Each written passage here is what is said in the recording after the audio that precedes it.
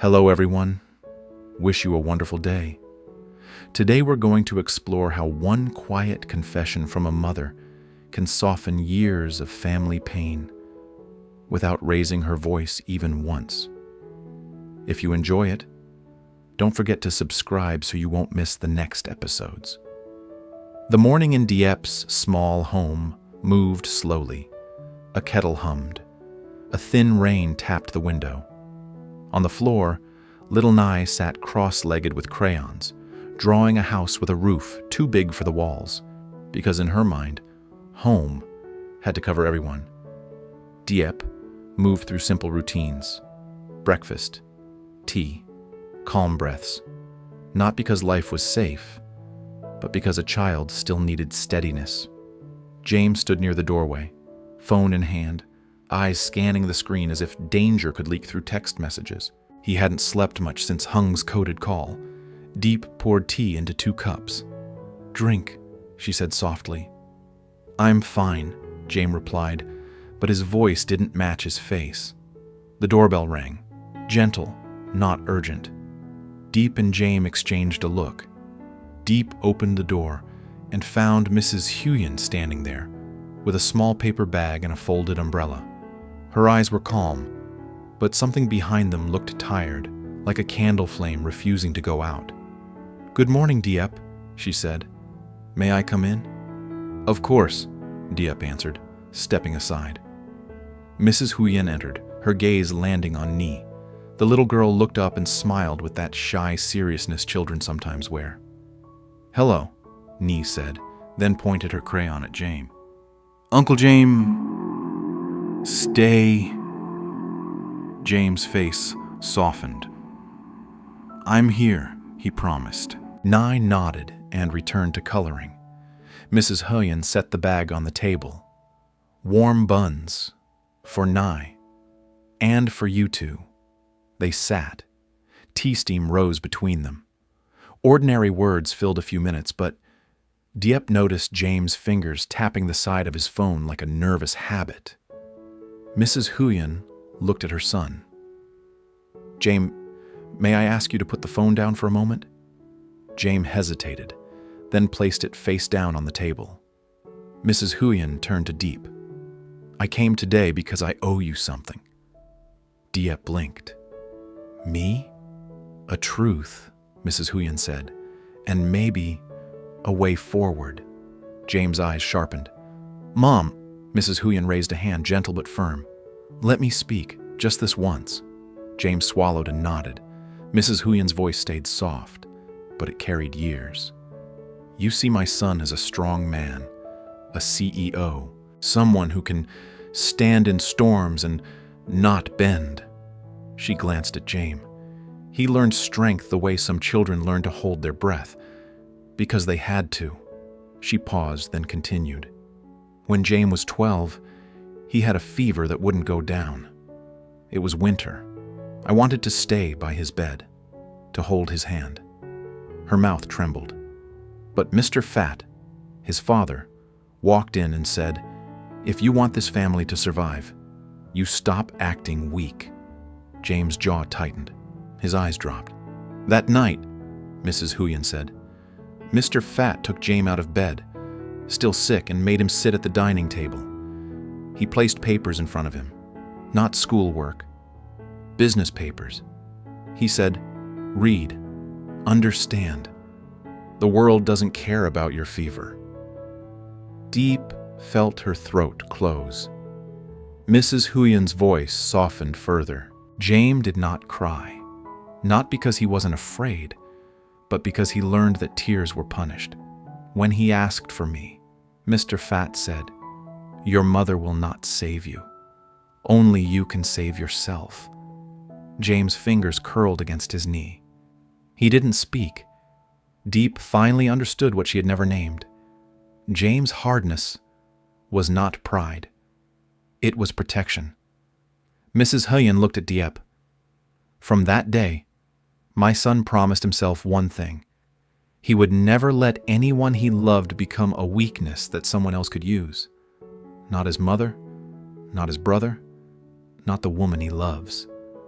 Her eyes shone, Not you. Not me. Diep understands the root of Jame's fear. Diep spoke carefully, voice low.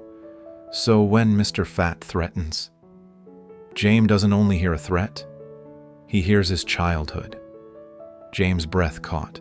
For a second, the armor on his face slipped. Mrs. Huyen nodded. Yes. Diep turned to Jame. That's why you become so cold. Not because you don't feel, but because feeling was never safe for you. Jame stared at the table. I didn't want you to know that.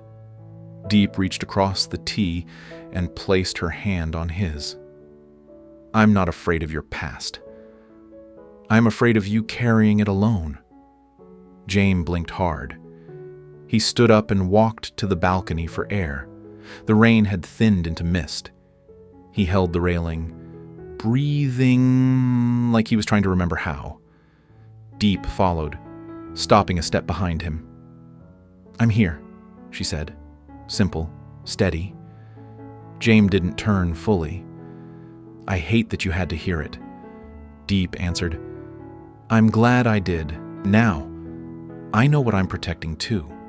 Inside, knee padded over, holding up her drawing like a quiet peace offering. Home, she whispered. Diep smiled. Yes, baby. Mrs. Huyen reached into her bag and pulled out a small pack of colored paper. Do you like folding? She asked Nye. Nye nodded, and Mrs. Huyen began folding a simple paper bird, slow enough for a child to follow. The room softened. There's something else, Mrs. Huyen said to Diep. A side of Jame you might not know. She looked at her son. When he was 15, he found a stray dog behind our house. Mr. Fat said it was a waste of time. Her fingers folded another corner. That night, Jame sneaked food out and fed it anyway. Quietly, repeatedly, even when he was tired. Diep's eyes warmed.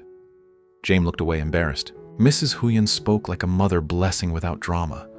So when he becomes hard, remember, that hardness is the door he built to keep his tenderness alive.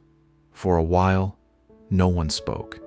The only sound was paper creasing and Knee's small breathing. Mrs. Huyen looked at Jame again, and her voice lowered into something more personal.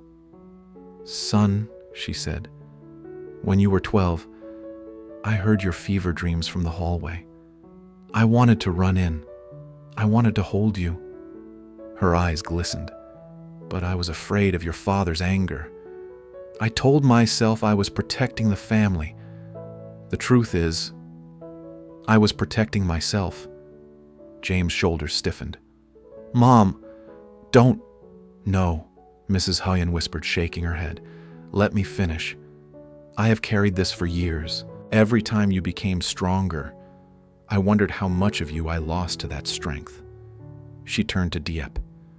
I am sorry that you met him after he learned to hide his fear.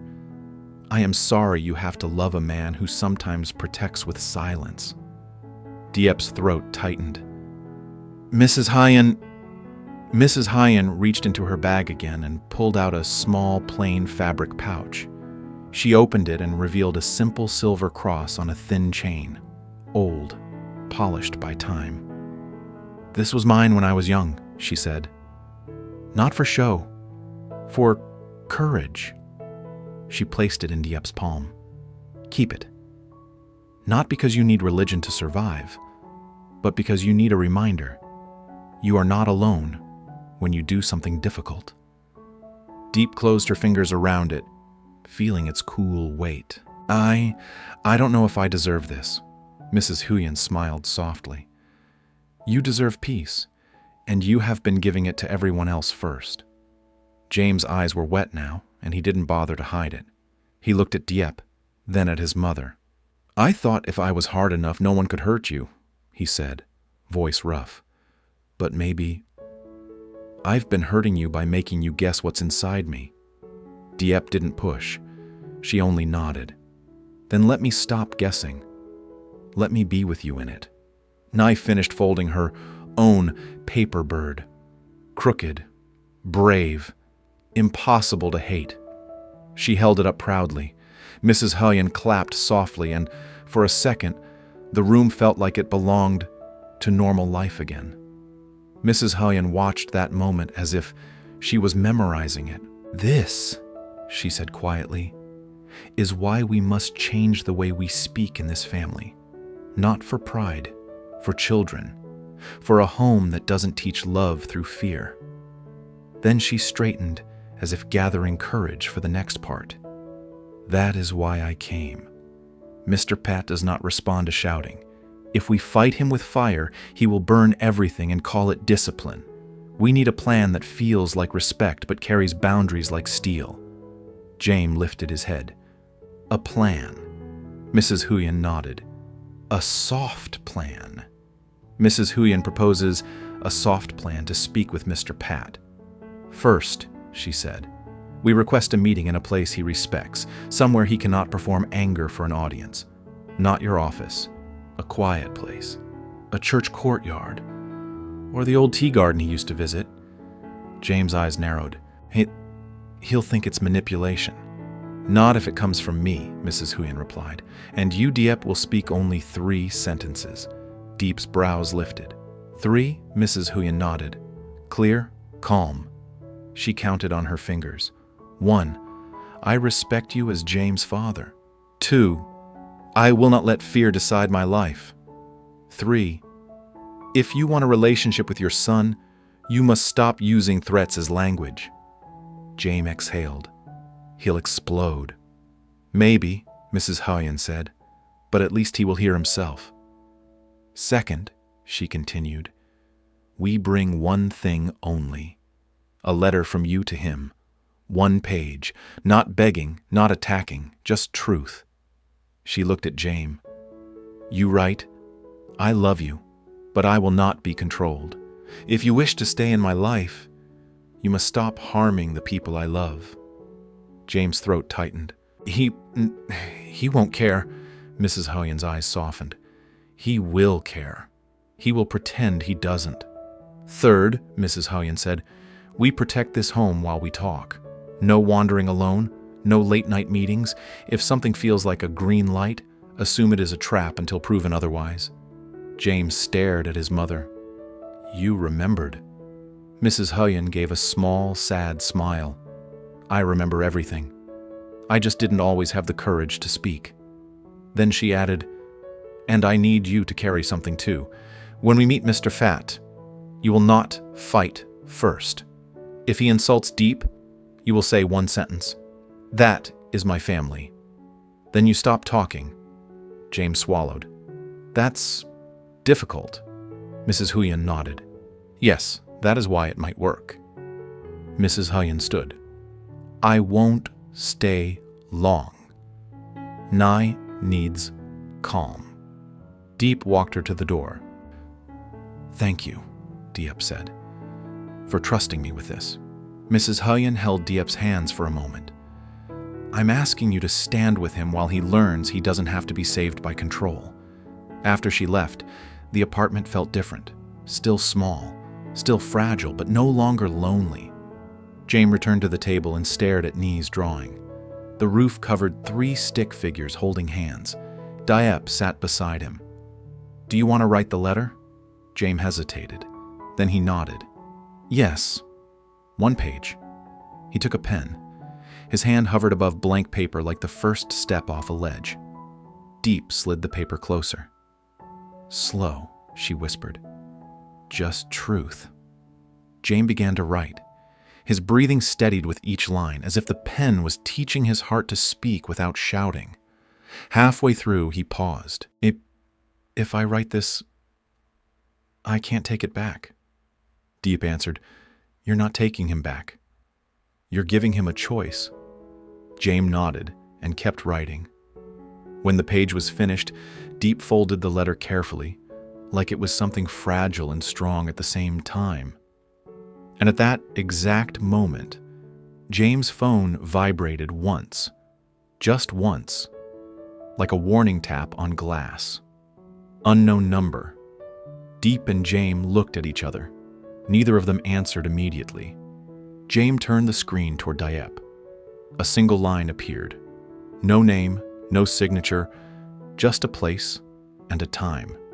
A tea garden address. Tonight.